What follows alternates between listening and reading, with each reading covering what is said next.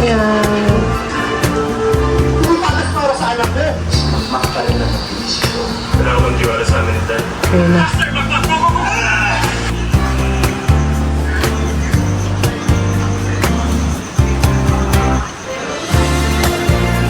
Si Mama, dito muna matutulog.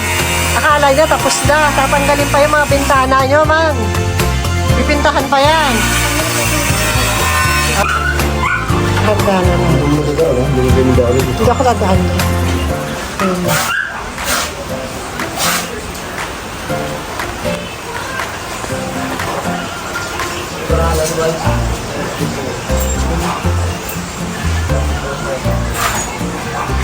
Assemble muna niya yung kama ng si girl. Ayan.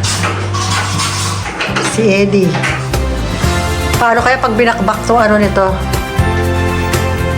Some other time. So next na. Babakbakin yung bintana. Yan, ang ilagay niya na rin yung kay Kay. Ayan. Si Kay magpapalit yan ng kama. Ayan.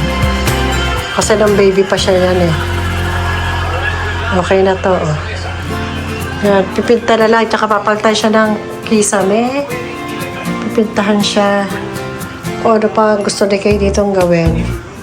Gawin niya. Kasi yung sa akin, hindi ko muna papaayos. Nag-enjoy pa ako sa Hello Kitty ko.